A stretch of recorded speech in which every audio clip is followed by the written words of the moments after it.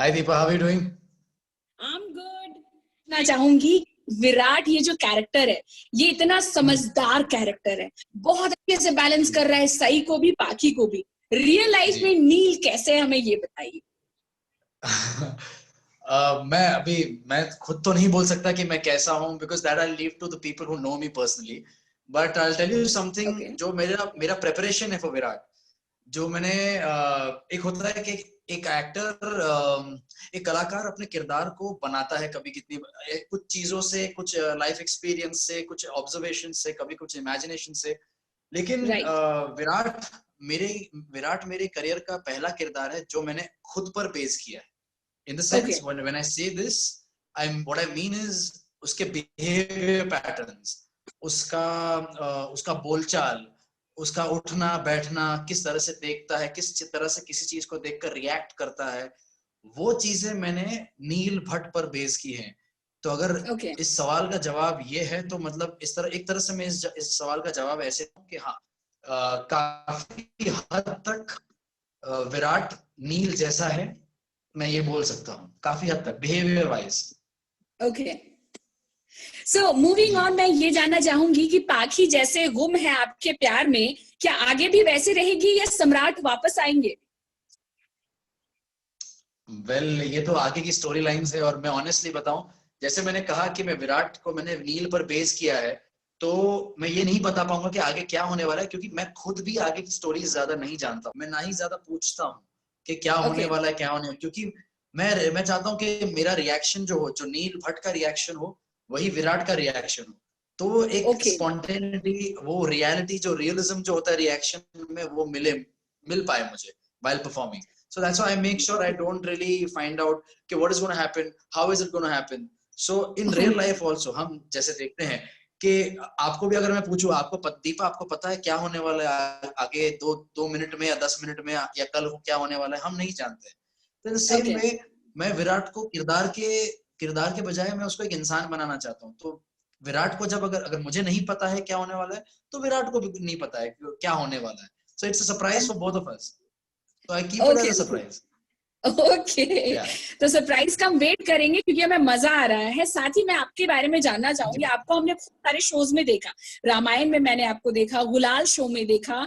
उस वक्त भी नील ऐसे ही थे, आज भी नील ऐसे ही है, बिल्कुल कोई बदलाव नहीं है आपके लुक्स में। तो ये आप कैसे मेंटेन करते No, thank you so much.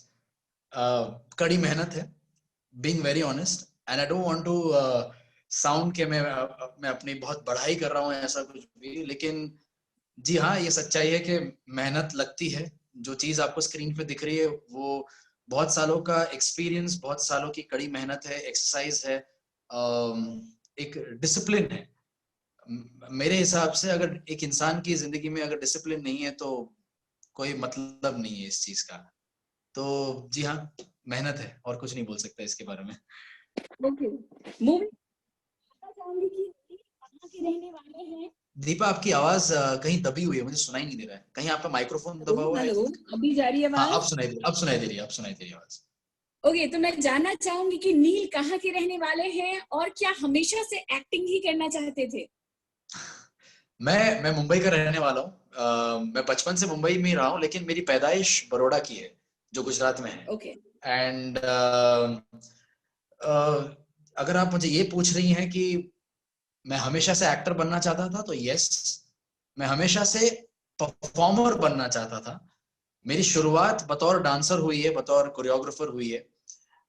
Seventh या सिक्स स्टैंडर्ड में एक्चुअली ये मेरा तय हो चुका था कि मैं बाय एजुकेशन लॉयर बनूंगा, और बाय प्रोफेशन परफॉर्मर बनूंगा। ये नहीं था कि एक्टर बनूंगा।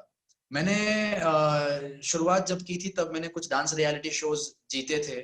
मैंने बहुत सारे stage shows as a dancer मैंने किए थे। तो मेरे पेरेंट्स का ये मानना था कि ऑडियंस को मेरा स्टेज पे होना या उनके सामने होना पसंद आ रहा है। So why don't we okay. Give this a try. और अगर मैं सिर्फ डांसर बनता, मैं ये नहीं कह रहा हूँ कि सिर्फ डांसर बनने में कोई बुराई है, पर मैं अगर सिर्फ डांसर बनता, तो डांस भी हम एक एज तक कर सकते हैं, एज इन प्रोफेशनल डांसिंग हम एक एज तक राइट। कर सकते हैं, उसके बाद नहीं कर सकते। लेकिन being in an industry that is our Hindi film industry, और हिंदी इंडस्ट्री एज सच, उसमें एक्टिंग तो है ही, साथ में डांस भी चाहिए। तो बिकॉज हमारे में सॉन्ग डांस सीक्वेंसेस होते ही हैं, तो मॉम डैड ने यही बोला कि नील, एक्टर अगर बनते हो तो तुम्हें डांस करने का भी मौका मिलेगा, so right. Try out acting. So I gave it a thought and I started going for auditions, लोगों से मिलना शुरू किया, और फिर धीरे धीरे मेरा पहला काम मुझे मिला, एंड रेस्ट इज हिस्ट्री। तो या and we are loving your work.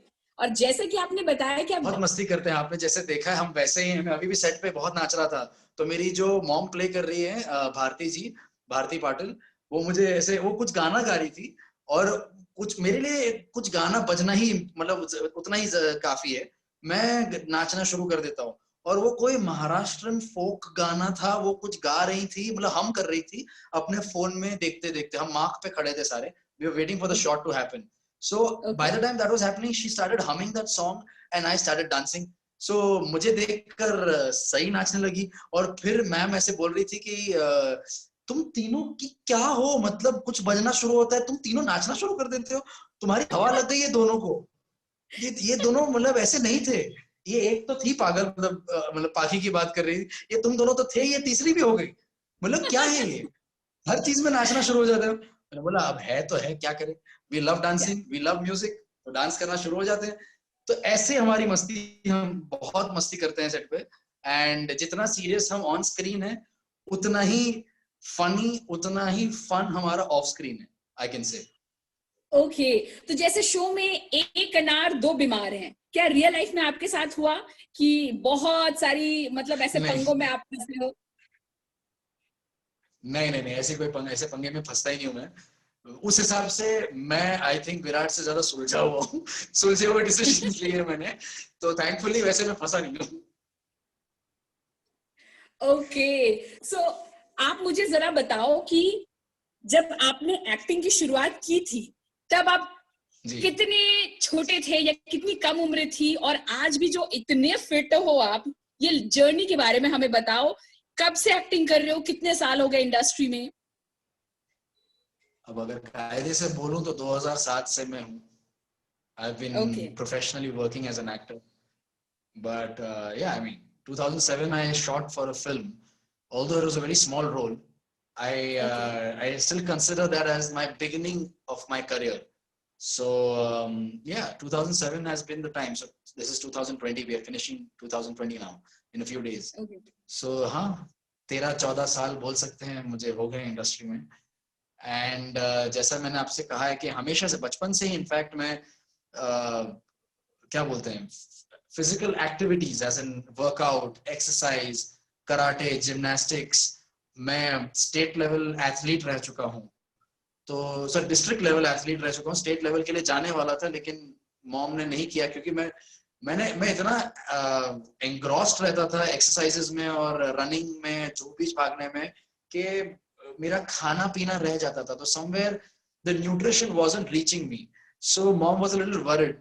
So mom ने थोड़ा सा मुझे ट्रेन किया कि let's now concentrate more on your health rather than, अब जितना भागना था, जितना सब करना था, एथलेटिक्स करना था, तुम कर चुके हो, now concentrate on your health. So उन चीजों पे मेरा ध्यान थोड़ा ज्यादा चले गया था, तो इसलिए मेरा एथलेटिक्स छूट गया था।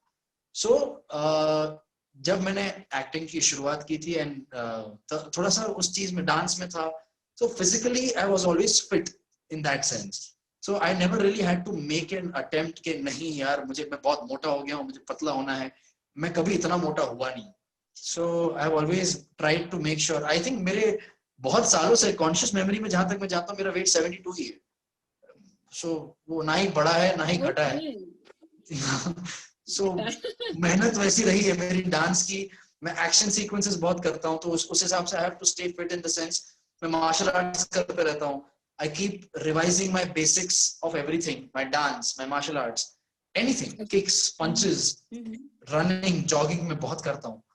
सो I think and eating on time is very important, so and I take care in that sense, yeah. Okay. And the so biggest, the question biggest, तो मैं the biggest, I think श्रेय जो होता है जाता है मेरी मॉम को, जो मुझे होम कुक्ड ओके उनके हाथ का खाना देती है, जिसकी वजह से मैं मेंटेन कर पाता हूँ। तो मेरी मॉम ने बहुत मेहनत की है मुझ पर और वो दिखता है।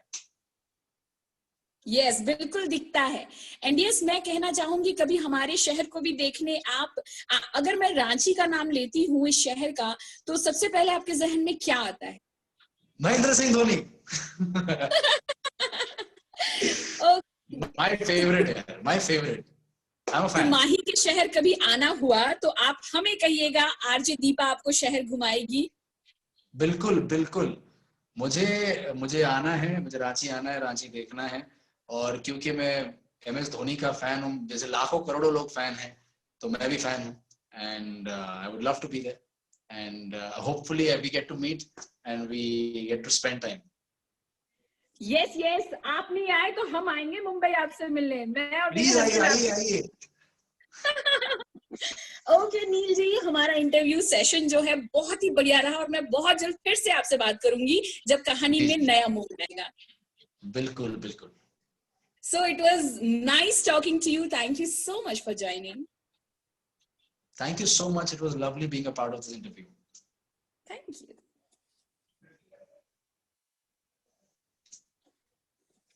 Zen? Zenaida? Yeah, I'm here. It was Yeah. cool, guys. Thanks a lot. Thank you. लेकिन zen, मुझे ऑप्शन आप दो ना कि मैं, हेलो, हाँ, tell me, I can hear you. Okay so मुझे आप ऑप्शन दे सकते हो कि मैं जैसे नील के साथ में अपना पिक्चर चाहती थी, ऐसा कोई ऑप्शन? अगर हम तीनों You साथ guys are showing together on my screen very much, and it's recording the same way. So you're safe. Okay, so okay, and I'm happy after Fantastic. hello. I've got some screenshots also. I can share them with Chalo, you. done. Okay.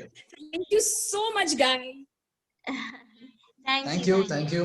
Bye. Bye bye. Bye. Take care, both of you. Bye. Bye bye. Take care. Bye bye.